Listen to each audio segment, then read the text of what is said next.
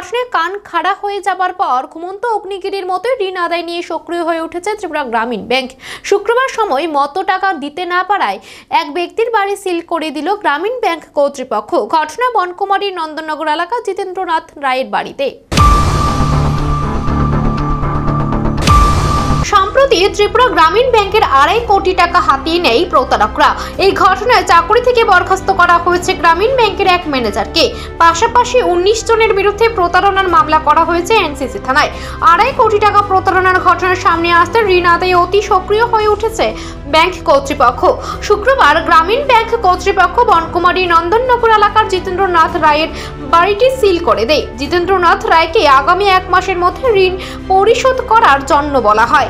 এই দিন জিতেন্দ্রনাথ রায় জানান, 3 বছর আগে বাড়ি তৈরির জন্য বিপ্লব পালের নামে তিনি ত্রিপুরা গ্রামীণ ব্যাংকের খুমলুং শাখা থেকে 70 লক্ষ টাকা ঋণ নেন। ঋণ নেওয়ার পর প্রায় 3.5 লক্ষ টাকা তিনি ফিরিয়ে দেন, কিন্তু এই টাকা নাকি সুদ মেটাতেই চলে গেছে। বর্তমানে ব্যাংক কর্তৃপক্ষ তার কাছ থেকে 71 লক্ষ টাকা পাওনা রয়েছে। আগামী 1 মাসের মধ্যে এই টাকা ব্যাংক কর্তৃপক্ষকে ফিরিয়ে দিতে হবে। তিনি জানান, বাড়ির পেছনের অংশ বিক্রি করে এই টাকা ফিরিয়ে দেবেন তিনি।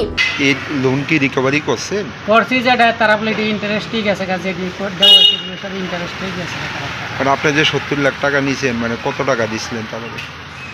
দেওয়া হয়েছে অলরেডি। আমি তো প্রায় 3 লাখ 3.5 লাখ টাকা আমি দিয়েছি। আবার আরেকজনে দিয়েছে, যে আমার লাগে যে জয়েন আসতে করে দিয়েছে। এখন মূলত ব্যাংক আপনার কাছে কত টাকা পাও না? তারা কয়েকদিন আগে যে আমার চিঠি দিয়ে গেছে 71 লাখ কত টাকা পাবে। এটা কি টোটাল ইন্টারেস্ট নিয়ে? হ্যাঁ হ্যাঁ। আরেকজন যে করলেন পার্টনার আপনার আরও 6 লাখ টাকা।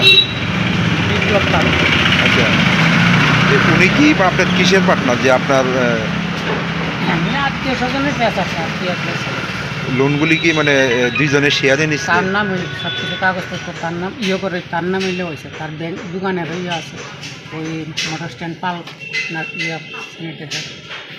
এখন যে আপনার বাড়িতে বা দোকানগুলিতে তারা সিল করছে, এখন কোথায় যাবেন আপনার বা কীভাবে থাকবেন?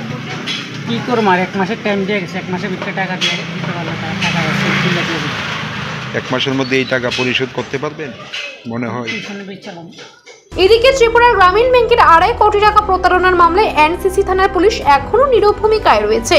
মামলার তদন্ত শুরু হয়েছে বলে জানিয়েছে সংশ্লিষ্ট বিষয়ে মুখে কুলুপ এঁটে রয়েছে এনসিসি থানার কর্তৃপক্ষ।